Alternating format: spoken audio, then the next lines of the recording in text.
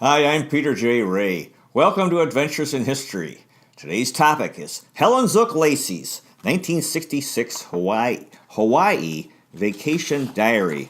This was originally the last part of Zuck Family Memories Collection, or ZFMC number 7, published on April 17th, 1988. Excuse me.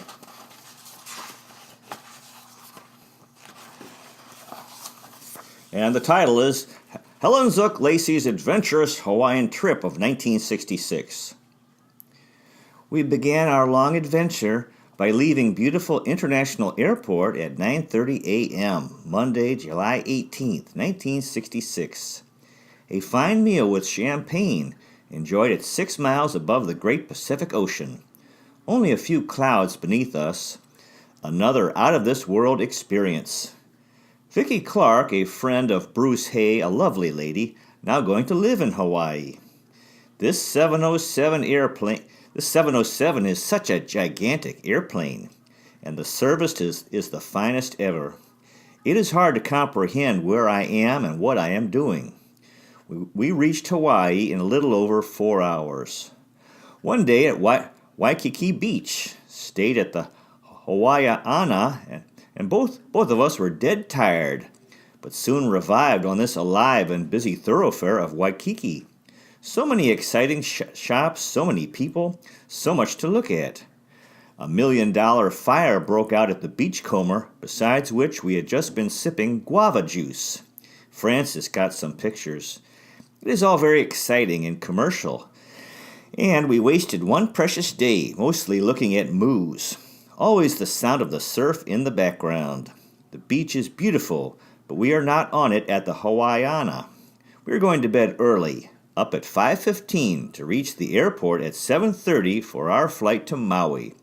Oh, what a beautiful island, Valley Island. Clarence stayed at the fabulous Sheraton Maui. It stands alone on a high bluff overlooking the most lovely, sparkling, blue Pacific Ocean. The large Molokai Island looms high across the water, mountains always shrouded in heavy, moody clouds, very dramatic. We drove over the entire island the first day.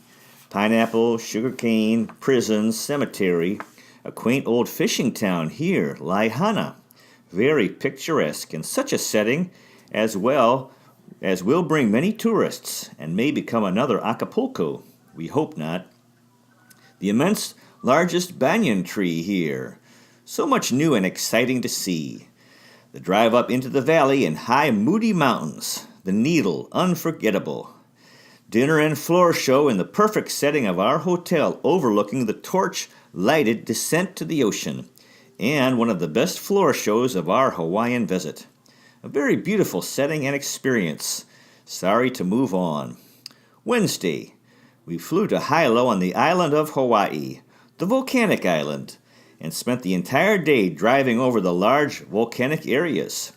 I never dreamed of the extent of the volcanic eruptions. Now we better understand how these islands came into being. Creation still visible as it first came into being. We ate at Volcano Inn, rather drab and ancient in its environs. Our German Hawaiian Everett, once head of police, gave a continual flow of facts and figures, most of which I cannot remember. A very beautiful waterfall early in the day, occasional rain during the day, and much, much wind. Glad when we finally arrived at the very charming Hanachua. Our room is heavenly, looking right through the most beautiful swaying palm trees to the sparkling, gorgeous surf below. A perfect place to spend a vacation. But we have only one night here and expect to enjoy it to the utmost. Shops, as always, inviting and intriguing. I bought my yellow and white Hawaiian dress here, as well as some white sandals. This is indeed a heavenly spot. The loveliest palm trees, cool breeze, Polynesian huts, a life of enjoyment and fun. Anything goes in dress. Everyone wears moose, especially the well-along, gray-haired tourist women. It's hard to believe we are on the volcanic island, for Kona is such a beautiful spot. Thursday we arose early as always and flew to Kauai, and stayed at Cocoa Palms. We were transported to another world or Polynesian or Tahitian setting. It's hard to describe. Bungalows and a fantastic main lounge set amid a thick grove of palm trees, a long lagoon, exotic water lilies, and interesting bridges covering the water area. Long walks beside the tropical lagoon to reach our cottage. Torches, of course, in the evening, a shaded outdoor dining room over the lagoon, and wonderful food. And never such a steak enjoyed anywhere. Hawaiian singing by a Mormon group, a light and sound drama at the torch lighting, all very exotic and Hollywoodish. I took some early morning pictures of the lagoon and the morning surf. The trip around the island was the least interesting. More sugarcane, more pineapple fields, more hibiscus, more of everything we had seen on the other islands, and more of the same jokes. We flew back to Oahu on Friday, had our room changed to the Halehuleni, a quaint old cottage-style hotel right on the beach, with a lovely dining room and outdoor patio right on the ocean, banyan trees, a little stream, water falling, fish-filled paradise. The food was elegant, the service superb, and the stay unforgettable. An orchid corsage, an orchid on our dinner plate, an orchid in our drinks. The sparkling lights, studded shore of Diamond Head, always exciting and beautiful. Out to the Methodist retirement home over mountains covered with rain-drenched forests. Breathtaking views of dark, foreboding mountains. Black and green and waterfalls from each pinnacle. Really looked as Hawaii is supposed to look. A luau at Hawaii Village was a great disappointment. Mobs of people, weak drinks in paper cups, dinner of poi pineapple pudding, pork, rice, spinach, sweet potato. I ate very little. Francis got a good picture with a handsome Hawaiian lad. It rained, and we ate in a tent, nothing like the glamorous outdoor pictures of a luau. The entertainment was great, $8.50. The really high spot was cocktails and dinner at Royal Hawaiian Hotel. Elegant cocktails at a table overlooking the ocean. Then into the dining room to a superbly served four-course dinner. A great orchestra and floor show. A perfect finale from our Mackenzie host. We skipped Mount Tantalus tour as well as the Pearl Harbor cruise. Loved shopping and exploring Waikiki Beach. The last tour was delightful. We visited the oceanic sea life at Hoko Head, very dramatic setting, and remarkably trained porpoises and whales. Unbelievably dramatic and an exciting performance. We also saw the Glass Porpoise Theater, a great tunnel and another blowhole, and drove along a most beautiful shoreline, through some fine residential areas in Kahala, and finally back to Diamond Head. Then dinner in our favorite seaside patio at our hotel, and off to the airport early to stand by for a flight back. Memories.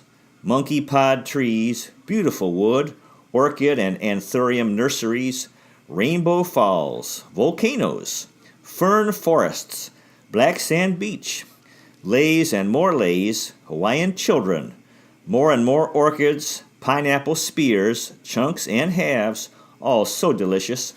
Papayas every morning, so delectable. Mangoes, wonderful. Mahi-mahi, scorpion, Bloody Mary, margarita, etc., etc. Riverboat, Hawaiian singing, the wedding song, all versions. The hala, one unforgettable, some fine solo voices, ukulele, guitar and rhythm instruments, popovers, buffets, coconut syrup, the surf gorgeous at all times, especially by moonlight, great steamships, Furline, Roosevelt, etc., sailboats, catamarans, fishing yachts, oleanders, jasmine, royal poinciana, strange exotic blooming trees and shrubs, hibiscus, all shades, Everett, the living tape recorder, the Downs, Moo at Royal Hawaii, Chinese beaded sweater at Kona, shopping center, a la Moana, Francis got 2 dresses. Even the great airline strike of 1966 did not deter our long-standing plans to visit Hawaii together, and to tie up some of the frayed threads of our acquaintance, which began 44 years ago on our summer work tour in Yellowstone Park. Helen began her flight from Cleveland to Denver one day before the strike began, and ended it a few days after the strike ended. In the interim, good fortune stayed with us. Western brought Helen to San Diego. Pan Am took over from Los Angeles to Hawaii. Quanto returned us to San Francisco via Vancouver, and then Western again came to our rescue and returned us to San Diego. All in the same day, we left Hawaii, arising at 5:15 a.m. The airport by 7:30, stood in line 2 long hours to get our names on standby, rescued by a plane from Australia, stopping by Hawaii on its way to Vancouver. We arrived back in San Diego, California, bone-weary and hungry at 10:30 p.m. We stopped long enough to get to eat the best hamburger ever tasted, then a taxi back to Wesley Palms. Never, never have I been so tired but happy to be back on the mainland.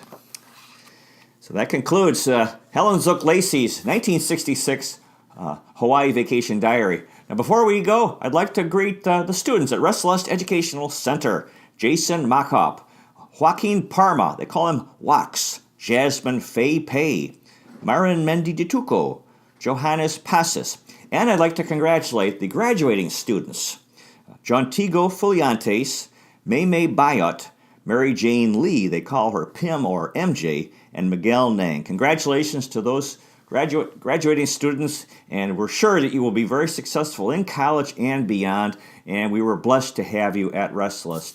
Thank you so much for watching. Good luck with your efforts in family history, if this is something that interests you. Finding, preserving, and sharing old family letters, diaries, and photographs, and interviewing elderly relatives while they're alive. Thanks again for watching. I really appreciate it. God bless you. Take care, and I'll see you next time.